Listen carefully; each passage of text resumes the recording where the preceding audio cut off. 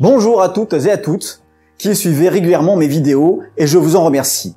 Sur cette chaîne, je vous présente entre autres des tutoriels sur la retouche photographique avec GIMP. La législation en France a quelque peu évolué pour la photo retouchée.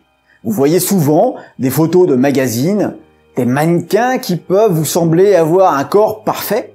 L'objectif de cette mention est de s'assurer que le public est informé de l'existence de retouches modifiant l'apparence corporelle des mannequins afin de lutter contre l'ancrage dans les esprits de la représentation idéalisée et dangereuse du corps humain, valorisant notamment la minceur et de contribuer ainsi à la prévention des troubles alimentaires. Savez-vous qu'à partir du 1er octobre 2017, la mention photographie retouchée est devenue obligatoire sur les photographies à usage commercial, dès lors que l'apparence corporelle des mannequins aura été modifiée par un logiciel de traitement d'image, ou affiné, ou épaissi,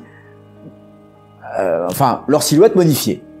C'est ce que prévoit en effet le décret de 4 mai 2017, fixe les modalités selon lesquelles les certificats médicaux doivent prendre en compte les critères de masse corporelle, IMC, dans l'évaluation de l'état de santé des personnes qui veulent exercer l'activité de mannequin, adultes ou enfants. Moi, j'ai pas de mots à me faire.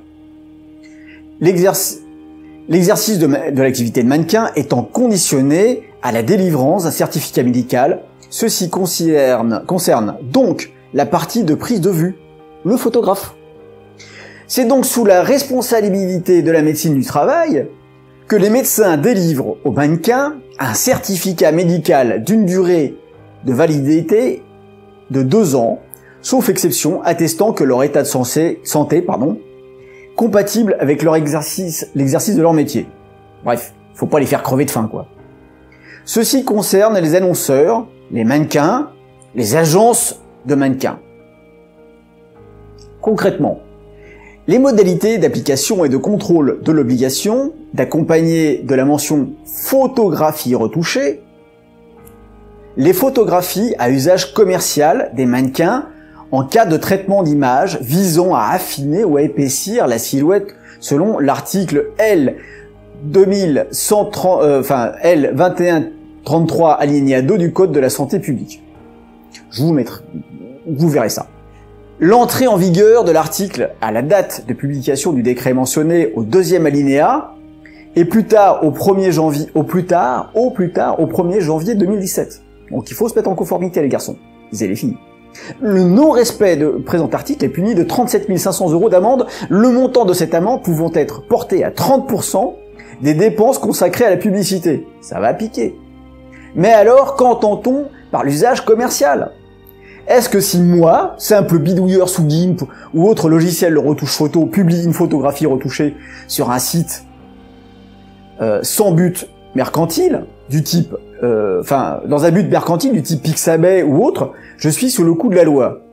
Le décret numéro 27 738 du 4 mai 2017 affine les modalités d'application. Les supports concernés, l'obligation d'apposer la mention photo retouchée s'applique aux messages publicitaires diffusés, notamment par voie d'affichage, par voie de communication au public en ligne, donc les blogs, et dans les publications de presse, dans la correspondance publicitaire destinée aux particuliers, et dans les imprimés publicitaires destinés au public. Cette liste est relativement large, mais elle ne comprend pas les messages publicitaires télévisés. Donc on continuera de voir des gens sans la mention. La présentation de la mention, le décret précise seulement que la mention photographie retouchée devra être apposée de façon accessible, aisément et lisible et clairement différenciée du message publicitaire ou promotionnel.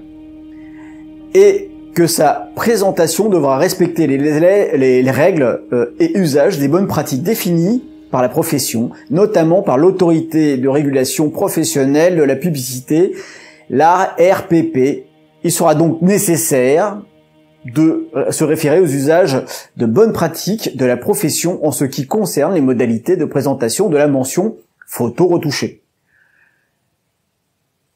La responsabilité.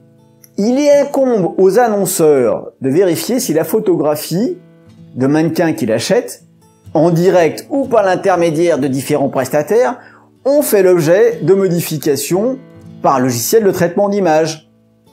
Le cas échéant, de s'assurer que les mentions requises sont bien imposées.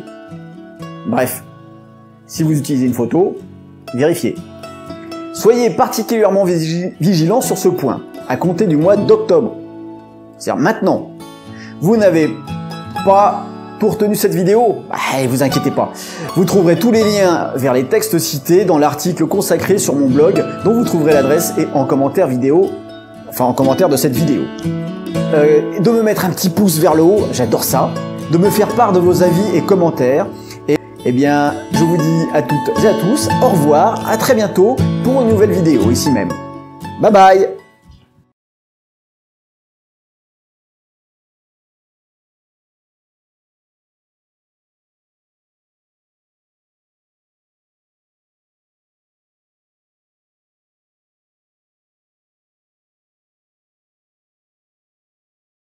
Et j'attends toujours vos questions pour la FAQ à venir.